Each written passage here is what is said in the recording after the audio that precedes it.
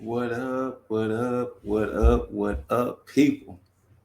It's Tag's greatest alien, Scoot Statlander, here to bring y'all the November wrap up. I know what you're thinking, but it's December. Shut up. Did y'all not see the fast count November did? It's like November came, November went. But there was some things that happened. But once again, November came, November went. So I'm here to bring you this wrap up the best way Scoot knows how, and not necessarily poorly, but not necessarily the best. So once again, I'm gonna bring out my handy dandy notebook and let's try to run down everything or most of everything that happened in November in wrestling. Start off prayers, wishes, blessings, thoughts to John Moxley. I think almost as soon as November hit, he was Tony Khan reported that Moxley was entering an alcohol treatment, and I think that has not been word yet. So we definitely will see how that goes. Of course, prayers to him, Renee, the new baby, all of the above. That's a brave thing he's doing. That's a brave thing he's did to admit knowing that he needed help. He's getting the help needed. Come back better than ever. WWE. WWE had 2 rounds of budget cuts, as they like to say. Some of these budget cuts involved Hit Row, Karrion Cross, Scarlett, Nia Jax, Keith Lee, Taya Valkyrie, or Frankie Monet. I think I did say Hit Row, and I mean Hit Row, all of Hit Row. Um, who else? Mia Yim. It was a lot. It was a lot. Now, the issue is once again with WWE in these budget cuts.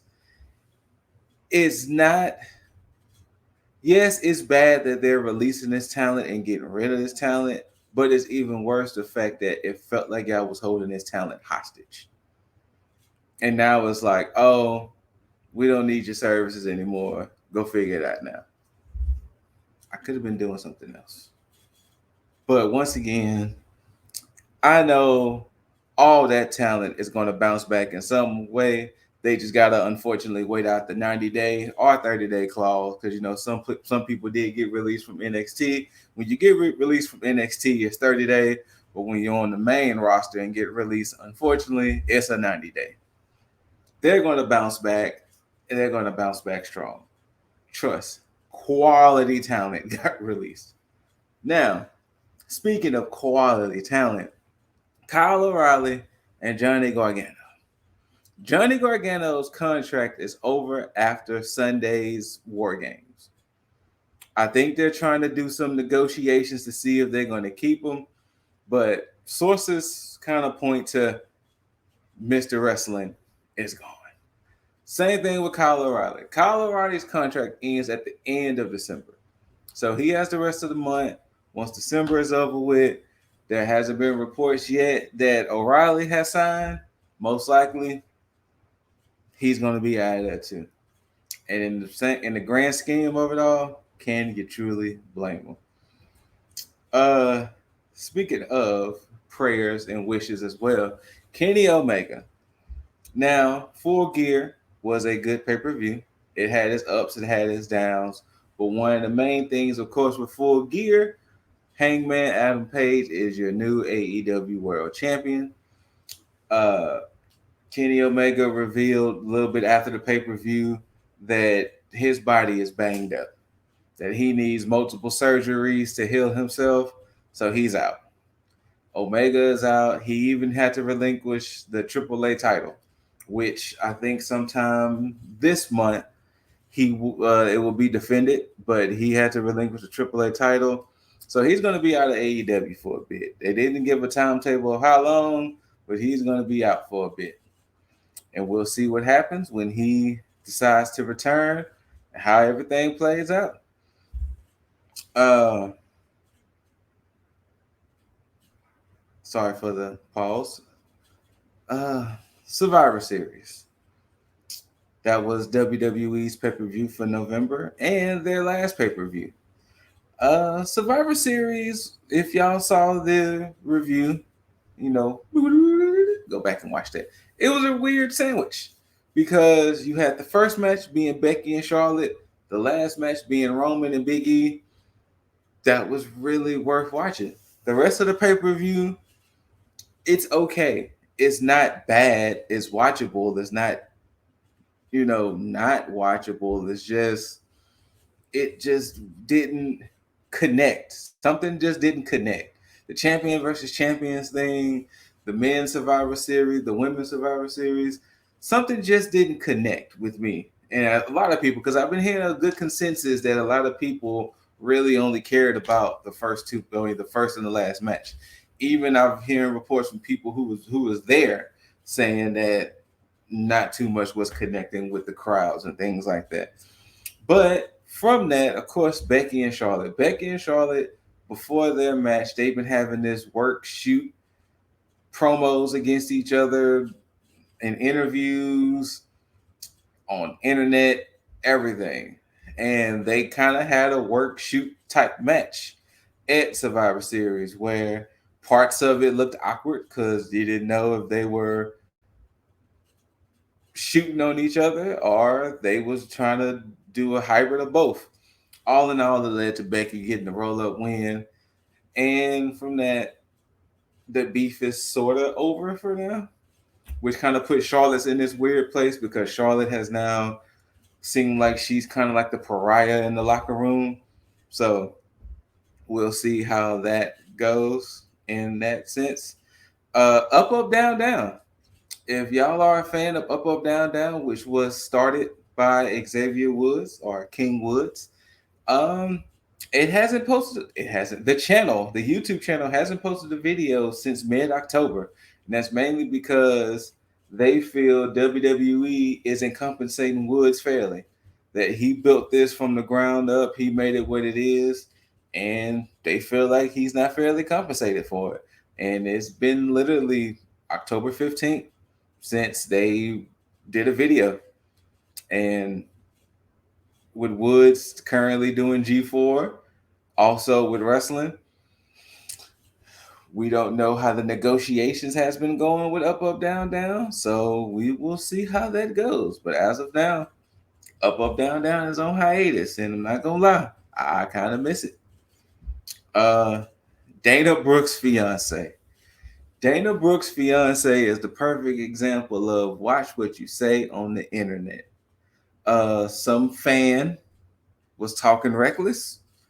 Dana Brooks' fiance found the address and went to go see the person about it.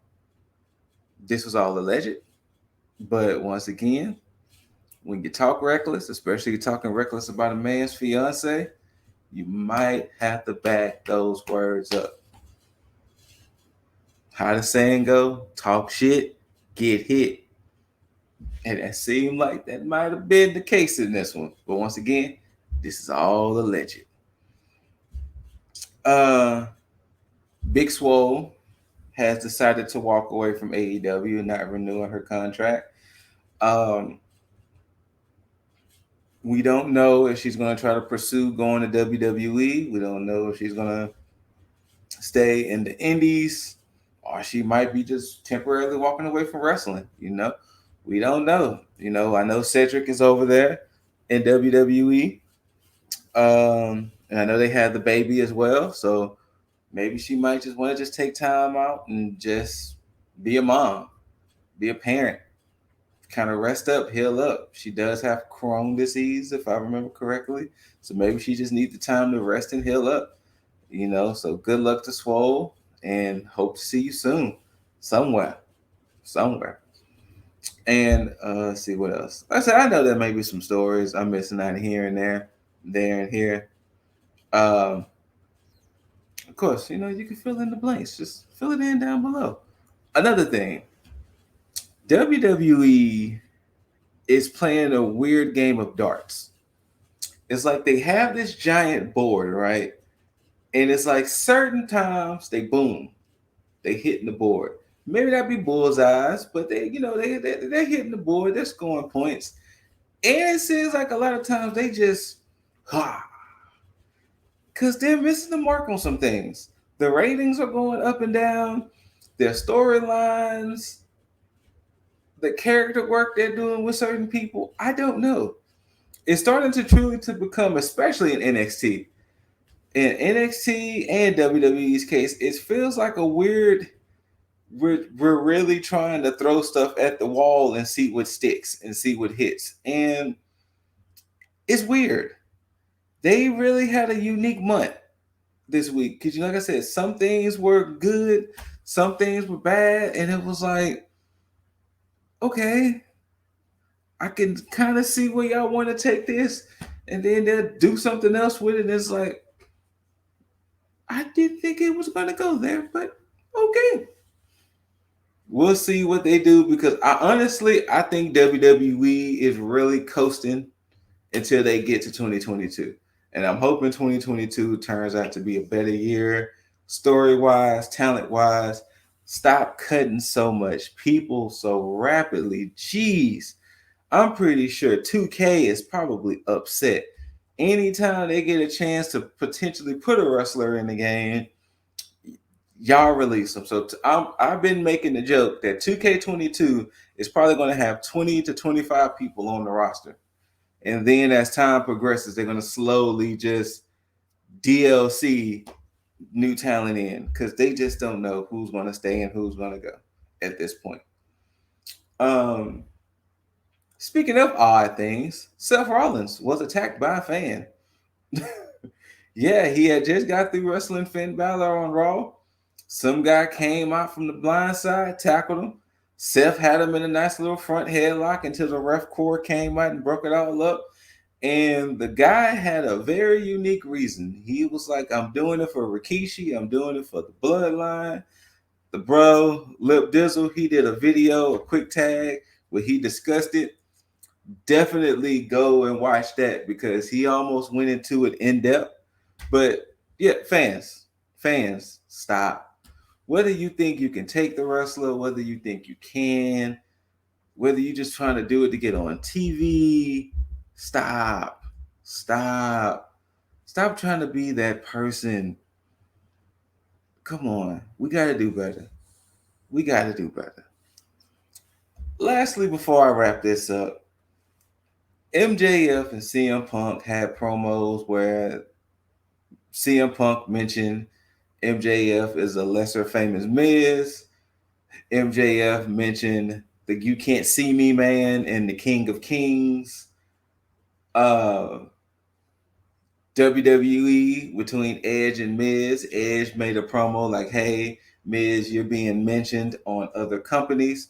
So, with that being said, I pose this unique question I want people to answer in the comments and things like that. And I'll bring it to the other two next time we all reunite. How do y'all feel that it seems like the curtain is slightly getting pulled back where wrestling is not in a bubble anymore? That companies can mention companies. Because I always thought it was weird that WWE treated people's history like they don't exist. It would be like, oh, this wrestler was in WCW to 2002, and then boom, they showed up here in 2010. They not do anything between '02 and 2010? Did they just fall off the earth? Like somebody like an AJ Styles. Oh yeah, AJ Styles, he existed. Then he showed up here finally. AJ Styles had a whole career. A whole career. Like the man didn't just show up in your promotion at 37, 36, 37. He had a whole career and y'all just like, yeah, this man shows up. Or this dude was here, he left, came back. Did he not or did she not do anything in that time? They just was in stasis. But I think 2022, all companies need to work on it's okay to mention their history. I'm not saying MJF needs to get on the mic and start bashing the other company. But clearly, if you know Bryan Danielson came from WWE, which he did mention, he won the championship at WrestleMania and wrestled the next night, which got boos. But that's fine because it's like, y'all know I had a life before AEW. Just like with the CM Punk thing, with MJF was mentioning basically Triple H and Cena. You know CM Punk had a life before AEW. He had a life after Ring of Honor. Whether you don't like WWE or not, you can't deny he has history in that company. Regardless of how you want to spin it, he has history in that company. So I think you don't necessarily have to start taking shots at the competition, but you can acknowledge this man or woman has been elsewhere. You know, you don't have to full fledged, oh, AEW sucks. No, or WWE is trash. No, you don't have to do that. But you can acknowledge a superstar's history. Let me know about that in the comments. Lastly, I know I said lastly, but I thought this was a pretty cool idea. MLW is like, hey, you, we got open door policy. MLW is like, yo, if you from Impact, Ring of Honor, New Japan, AEW, any promotion out there, holler at us. We can work something out so we can have some dream matches here. We know we got talent. People want to wrestle. We know our talent want to wrestle people out there. Bring it on. I'm loving that. That is a great idea. Kudos to MLW on that. With that being said, I'm going to wrap this up. I'll see y'all in January when we discuss December. I know. And then when I see y'all again when we do this monthly wrap up, it will be 2022. Like, that is crazy that this year is almost over, guys. How did y'all feel about this year? Especially in wrestling. How did you feel about wrestling in 2021? You know what? We'll say that. We'll save that. But of course, I've been ScooterRay. You know, thumbs up, thumbs down, preferably the thumbs up. Like, subscribe, share it, all that good stuff. We bring y'all content after content. But you know what, though? You know what's best? If you really want to see the content, subscribe. Subscribe. Go and hit that button, subscribe. Yeah, you can see the content without subscribing, but it's a little bit better if you subscribe, because then you start getting notifications when we start bringing you videos. Because you know I bring you stuff, Dizzle bring you stuff, Jaeger brings you stuff. Subscribe. We here. We trying to bring y'all content, even though our schedule's been hectic. Just subscribe. Your life will be better for it. Don't quote me on that though. I don't want to get in trouble for that, but you get it.